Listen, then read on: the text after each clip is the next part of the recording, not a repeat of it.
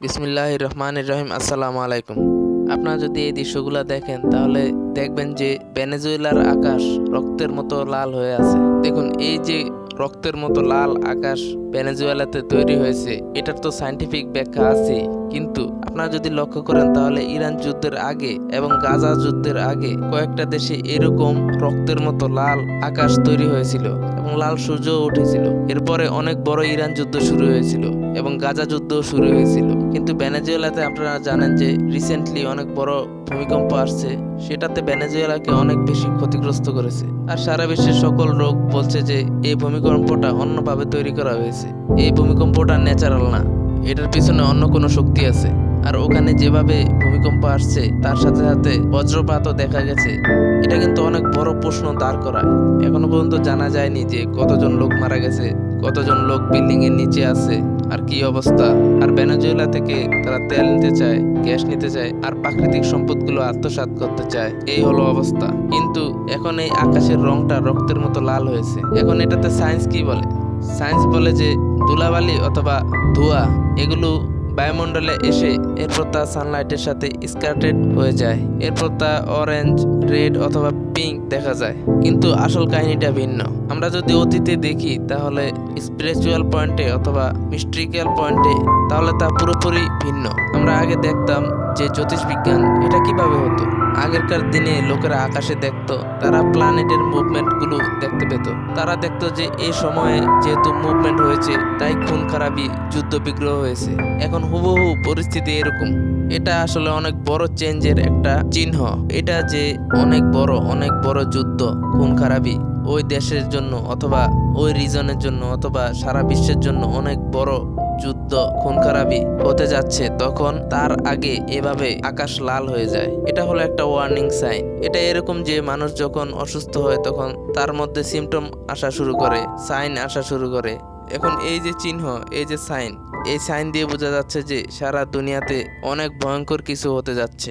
এটা এতটা ভয়ঙ্কর হবে যে সবকিছু জ্বালিয়ে পুড়িয়ে দিবে। দেখুন, এখন সবচেয়ে বড় কথা হলো এই যে আনইউজুয়াল ভাবে রেড স্কাই আসে, মানে আকাশ পুরোপুরি লাল হয়ে যায়। শেষ জামানায় অনেক বড় একটা যুদ্ধ হবে, অনেক বড় ধ্বংসাত্মক একটা যুদ্ধ হবে। এটা বিভিন্ন কিতাবে লেখা আছে।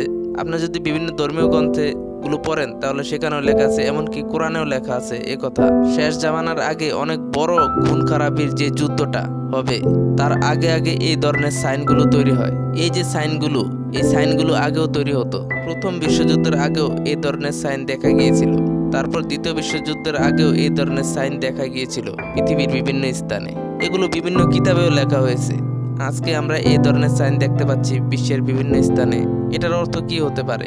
ওয়াল স্ট্রিট জার্নাল থেকে আমরা জানতে পারি যে ডোনাল্ড ট্রাম্প অনেক বড় প্রস্তুতি নিচ্ছে যে ইরানের সাথে যুদ্ধ করার জন্য, কিন্তু বর্তমান সময়ে সীমিত সময়ের জন্য ও এগুলো ম্যানেজ করছে। মানে হালকা পাতলা ডিপ্লোমেসি ভাবে আমরা চলি ইরানের সাথে। না ট্রাম্পের এই চুক্তি পছন্দ, না ওর এই ব্যবস্থা পছন্দ, না অন্য কিছু। আর ইরান বলে দিয়েছে ফার্দার কোনো কথা হবে না। যেই এমওইউ সাইন করা হয়েছে কাতার, পাকিস্তান এবং দুনিয়ার সামনে, ট্রাম্প যেটাতে সিগনেচার করেছে, যতক্ষণ পর্যন্ত এগুলো কাজ না হবে ততক্ষণ পর্যন্ত আর কোনো আলোচনাই হবে না। আপনি নিউক্লিয়ারের বিষয়ে কি বা কথা বলবেন যতক্ষণ পর্যন্ত এই কাজগুলো না হয়। এখন আপনারা চিন্তা করেন কতটুকু অস্বস্তি পাওয়া যাচ্ছে সব জায়গায়। আর এদিকে ইরান সামরিক বাহিনীকে বলে দিয়েছে যে আপনারা যুদ্ধের প্রস্তুতি করেন, আমরা হামলা করার জন্য প্রস্তুত আছি, আমাদের আঙ্গুল ট্রিগারের মধ্যে আছে। আর ইরানও তাদের ওই ধরনের মিসাইল চালিয়ে দিবে যা আগে কখনো ব্যবহার করেনি ইরান। এর থেকে বোঝা যায় অবস্থা কোনো ভালোর দিকে যাচ্ছে না।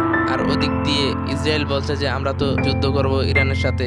আর নেতানিয়াহু আমেরিকাকে বলে যে আজ থেকে আপনাদের সাহায্যের কোনো প্রয়োজন নাই, আপনাদের টাকা পয়সা উঠান আর এখান থেকে বের হয়ে যান। আমাদের কাছে অনেক কিছু আছে যা দিয়ে আমরা আমাদের ফাইন্যান্স করতে পারবো। আমরা এখন আর ছোটখাটো ইকোনমি না। আপনারা জানেন নেতানিয়াহু কাদের টাকা পয়সার কথা বলছে? এই যে দুনিয়াতে যতগুলো বিলিয়নিয়াররা আছে তারা ডাইরেক্ট অথবা ইনডাইরেক্ট এদের সাথে মিলিত।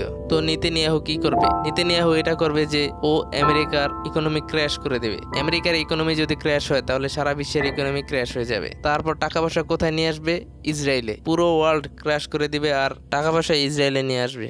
এখন সারা দুনিয়াতে কি হচ্ছে? অনেক বেশি পরিমাণে সবাই কোন জিনিসটা হোল্ড করে রাখছিল, যতগুলো বিলিয়নিয়াররা আছে এমনকি সবাই যারা পর্দার পিছনে লুকিয়ে থাকা বিলিয়নিয়াররা আর ট্রিলিয়নিয়াররা, এরা সবাই এখন তো আমরা ইলন মাস্ককে দেখছি, যদিও ও ট্রিলিয়নিয়ার এখন আর নাই, ওর $400 বিলিয়ন ওয়াইপ আউট হয়ে গেছে মার্কেট থেকে। আর আমাদের সচরাচর নজরে আসে যে ইলন মাস্ক প্রথম ট্রিলিয়নিয়ার, এটা মিথ্যা। যে সকল লোকদের হিডেন ওয়েলথ আছে তার তো কখনো সামনেই আসে না। যারা এই দুনিয়ার নিয়ম কানুন পিছনে থেকে চালাচ্ছে, ওনাদের সহ সবাই বিটকয়েন হোল্ড করে রাখছিল, তারা সবাই বিটকয়েন নিয়েছিল। বিটকয়েন 1,27,000 থেকে নিচে নামতে নামতে এখন 58,000 হয়ে গেছে। আর এখান থেকে ব্রেক করে সোজা 45,000 পর্যন্ত চলে যাবে। এখন আপনারা চিন্তা করেন, এটা যদি ব্রেক করে 45,000 পর্যন্ত চলে যায় তাহলে আর বাকি কি থাকলো? তারপরে আস্তে আস্তে 40,000, 30,000। তো কেউ জানে না যে বিটকয়েনের সাথে কি হতে যাচ্ছে।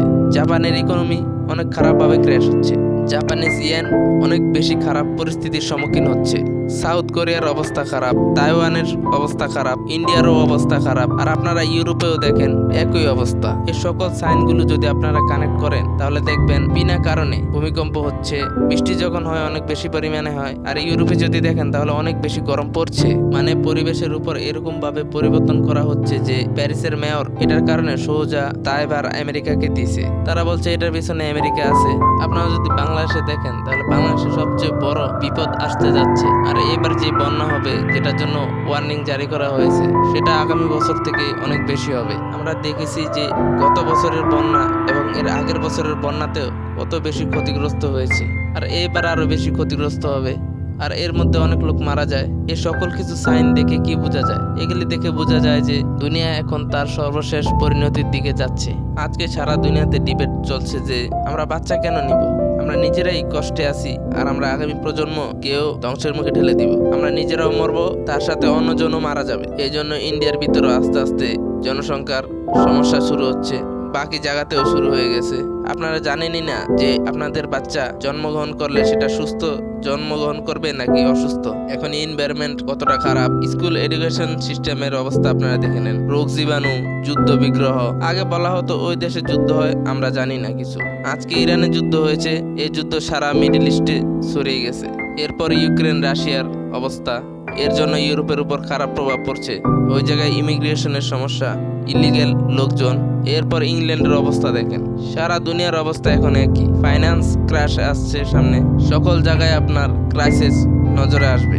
তো আপনারা দেখে নেন আগামী সময়ে অনেক বড় বিপদ আসতে যাচ্ছে, আর জিনিসগুলো আরো বেশি ক্ষতিগ্রস্ত হবে। এই যে সাইন, এটাকে ইগনোর করা যাবে না।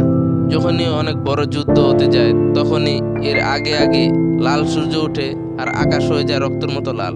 আর স্পষ্ট বোঝা যাচ্ছে আগামী সময়ে অনেক বড় যুদ্ধ হতে যাচ্ছে। আর ইসরায়েল এখানে থামবে না। ইসরায়েল সারা বিশ্বকে শাস্তি দিবে যে আমি সারা বিশ্বকে ধ্বংস করব আর আমি নিজে ইন্ডিপেন্ডেন্টলি লড়াই করব। আর এটাই হবে। কলিব্রিক্স চ্যানেলকে সাবস্ক্রাইব করতে বলবেন।